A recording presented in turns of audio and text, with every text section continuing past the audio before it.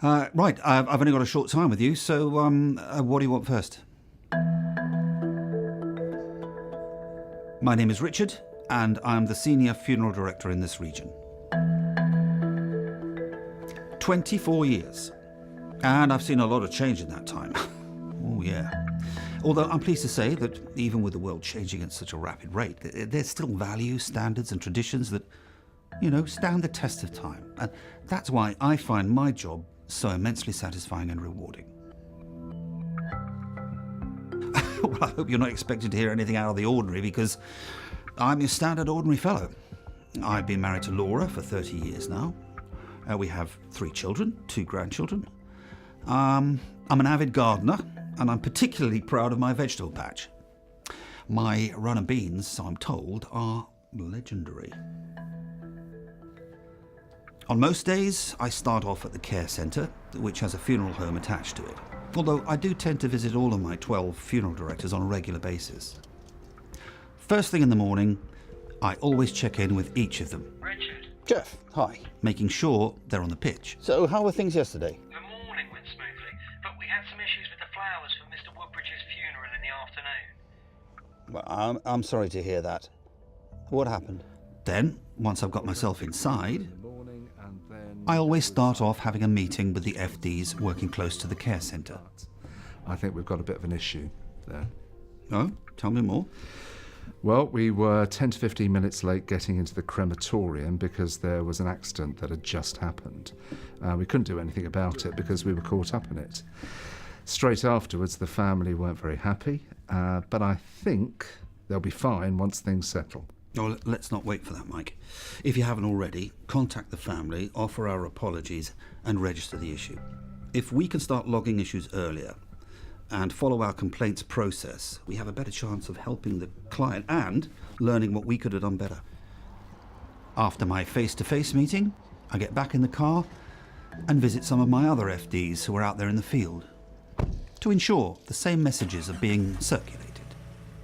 So, Lynn, if you could just make sure that you are following the complaints process, that would be music to my ears. Okay. Now, I've received a thank you card from one of your clients, naming you specifically. Gulvinder Bhatti, do you remember him? Yes, I do. Oh, that's really kind of him. Well, Lynn, you're obviously doing a great job. It's good to hear. It's also important that I celebrate success with my FDs. That one on the side there. Oh, you were quick, Richard. I'd like to say I'm superhuman, Mike, yet sadly, it's not the case. I report into the regional operations manager, and we have regular conversations. I actually spoke to Neve, the logistics manager here, and she said there's a concern around some of the funeral directors.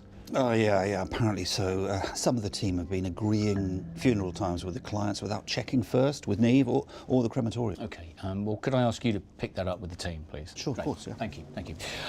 Moving on, okay, if we can have a look at the... Part of my role also involves not only holding regular performance reviews, but also coaching and mentoring my team. So what I'm hearing you say, Mike, is that you think it's important we all work as a team, yeah? Yeah, it's our responsibility to each other. Good.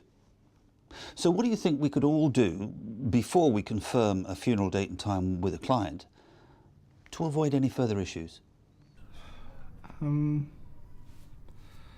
Check first with Neve and with the crematorium. Excellent. I occasionally observe my funeral directors on the day of the funeral. This helps ensure we are sharing best practice and that we are offering a consistent service to our clients. Okay, Mrs. I observe client consultations. Remember you mentioning that your sister was a keen gardener? I was wondering whether you've had any thoughts towards the floral tribute. Would it be helpful if I showed you some of our range for inspiration? It may be useful for inspiration, as you say, but to be honest with you, I know exactly what she loved. Has to be yellow roses, they were a favourite. I offer feedback and coach the funeral directors. Overall, I felt you were very calm. Your tone was very empathetic throughout, and your active listening was excellent at the start. I was impressed, Mike. Oh, thank you. One piece of developmental feedback I have would be to give the client time to respond at all times. When you asked Mrs. Levine about the floral tribute, I noticed she was just about to answer when you came in with your suggestion. How do you feel about that? We get involved in a number of community events, and I work hard to build relationships with the key influencers in the local community. Roger. Richard. Such as the owner of the local care home. Now, what takes your fancy for lunch? Overall, for me, it's about developing a phenomenal relationship with the client through my funeral directors, holding their hand every step of the way. That's what I pride myself on. Very well.